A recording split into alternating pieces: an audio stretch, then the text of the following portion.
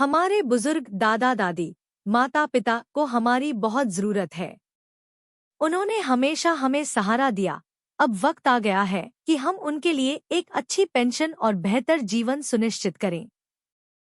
आप सभी ने अब तक कई चीजों को सपोर्ट किया है, पर अब सही समय है कि आप हमारे चैनल को सपोर्ट करें ताकि हम अपने बुजुर्गों के लिए एक मजबूत आवाज उठा सकें। हमारा चैनल आपके प्यार और समर्थन का हकदार है। कृपया इस चैनल को सब्सक्राइब करें और इस वीडियो पर 1 मिलियन से अधिक व्यूज और लाइक्स का टारगेट पूरा करें। देखना है कि आप इस सपने को साकार कर पाते हैं या नहीं। यह आप सभी के प्यार और समर्थन को दिखाने का मौका है। तो आज ही इस चैनल पर अपना समर्थन दें ताकि हम अपने बुजुर्गों के लिए मिलकर कुछ बड़ा कर सकें। आपका प्यार और सहयोग ही हमें आगे बढ़ने की ताकत देता है। खुशखबरी, 1 करोड़ पेंशन भोगियों को सरकार ने दी खुशखबरी। पेंशन भोगी हुए मालामाल देश के 1 करोड़ पेंशन भोगियों को सरकार ने खुशखबरी दी है। इसके अलावा एसबीआई बैंक की तरफ से पेंशन भोगियों को बड़ी सौगात दी गई है। इसके साथ ही साथ पेंशन भोगियों के लिए एक हेल्पलाइन नंबर की शुरुआत की गई है, जो कि हर पेंशन भोगियों को जानना बेहद ही जरूरी है। तो चलिए सभी खबरों को विस्तार में जान लेते हैं। पेंशन भोगियों को कोर्ट ने दिया तोहफा। इलाहाबाद हाई कोर्ट ने एक बहुत ही बड़ा फैसला दिया है, जिसमें कोर्ट ने कहा है कि रिटायरमेंट बेनिफिट को रोकना अवैध ही नहीं बल्कि पाप है। रिटायरमेंट बेनिफिट सभी पेंशन भोगियों को समय से मिलना चाहिए। इसको लेकर केंद्र सरकार और राज्य सरकार ध्यान दें। सुप्रीम कोर्ट के उस आर्डर का पालन करें जिसमें सुप्रीम कोर्ट ने कहा है कि पेंशन में देरी नहीं की जा सकती है। ऐसे में अगर रिटायरमेंट बेनिफिट मिलने में किसी भी कर्मचारी को देरी होती है तो पेनल्टी का भी प्रावधान है। इसको रोके रहना या ना देना अवैध ही नहीं बल्कि पाप है। कर्मचारी और पेंशन भोगी ध्यान दें। आपकी पत्नी का नाम और डेट ऑफ बर्थ आपकी पीपीओ में करेक्ट है या नहीं, इसको जरूर चेक करें। पीपीओ में लिखे नाम और डेट ऑफ बर्थ को आधार कार्ड और पैन कार्ड से मिलान जरूर कर ले। यह जरूर चेक करें कि आधार कार्ड और पैन कार्ड में नाम बराबर है या नहीं, डेट ऑफ बर्थ सही है या नहीं। अगर कुछ गलत है तो उसको तुरंत सुधरवा ले, नहीं तो फैमिली पेंशन में कठिनाइयों का सामना करना पड़ सकता है। पेंशन भोगियों को सरकार ने दिया तोहफा। पेंशन भोगियों के लिए खुशखबरी आ चुकी है। केंद्र सरकार ने एक सर्कुलर जारी किया है जिसमें सभी डिपार्टमेंट और बैंकों से कहा है कि पेंशन भोगियों का काम सही समय पर किया जाए। अगर पेंशन भोगी ऑफिस में या बैंक में आते हैं तो उनके साथ अच्छे से व्यवहार किया जाए। आदर के साथ उनको बैठाया जाए, उनकी समस्या सुनी जाए और उसका निराकरण तुरंत किया जाए।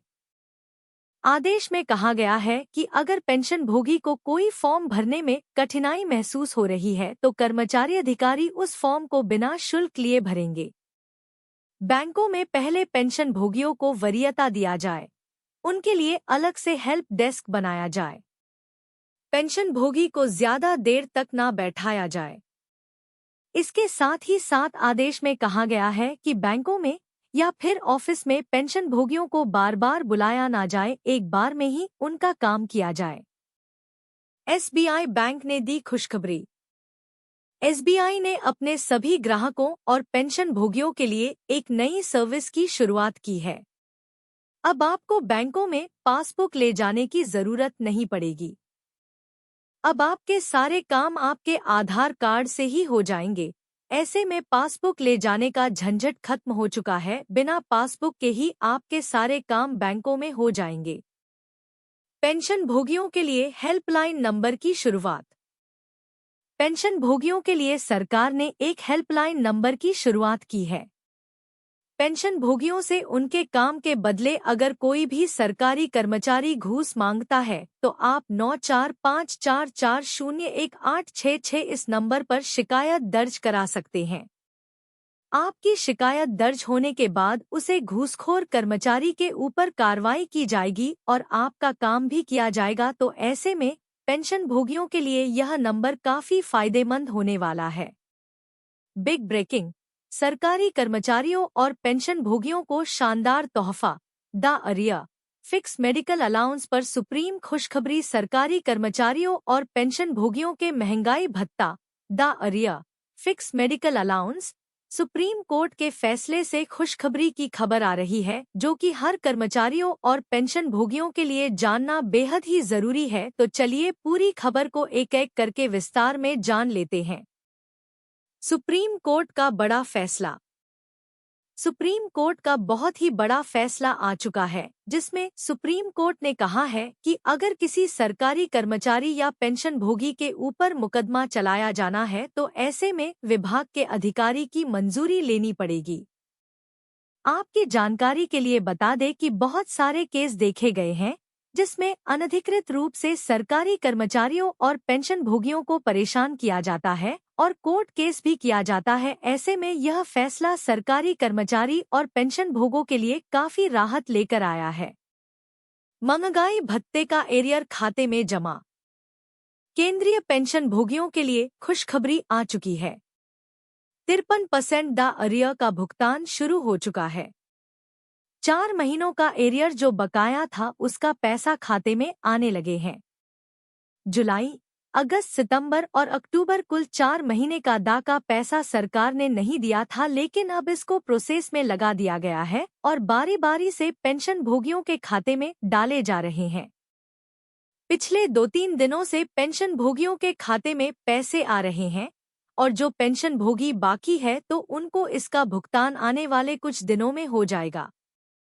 आपकी जानकारी के लिए बता दें कि 50% से महंगाई भत्ता बढ़ाकर 53% किया गया था और इसका फायदा जुलाई 2024 से दिया जाना था। ऐसे में 30 अक्टूबर को इसका आदेश जारी किया गया था और 4 महीनों के एरियर का भुगतान प्रोसेस में लगा दिया गया है। फिक्स मेडिकल अलाउंस के ऊपर महंगाई भत्ते का भुगतान। कुछ पेंशन भोगी जानना चाहते हैं कि फिक्स मेडिकल अलाउंस FMA के ऊपर दा का भुगतान किया जाता है क्या? तो आपको बता दूं कि फिक्स मेडिकल अलाउंस और महंगाई भत्ता दोनों ही अलग अलग भत्ते हैं। फिक्स्ड मेडिकल अलाउंस अलग से मिलता है, वहीं पर महंगाई भत्ता अलग से मिलता है। आपकी जो बेसिक पेंशन है उसके ऊपर महंगाई भत्ते का भुगतान किया जाता है, लेकिन फिक्स मेडिकल अलाउंस एक फिक्स अमाउंट के रूप में मिलता है, जो इस समय 1000 रुपया है। पेंशन से नहीं होगी वसूली। सरकारी कर्मचारियों के ऊपर अगर किसी भी प्रकार का जुर्माना लगा है और उसकी वसूली सैलरी से हो रही है, अगर सरकारी कर्मचारी की मृत्यु हो जाती है तो क्या फैमिली पेंशन से इसकी वसूली होगी? इसको लेकर पेंशन विभाग से स्पष्टीकरण मांगा गया था, जिस पर पेंशन विभाग ने आदेश के द्वारा बताया है कि फैमिली पेंशन से वसूली नहीं की जाएगी। सरकारी कर्मचारियों के ऊपर जुर्माना लगा है तो मृत्यु के बाद फैमिली पेंशन से किसी भी प्रकार की जुर्माने की वसूली नहीं की जाएगी।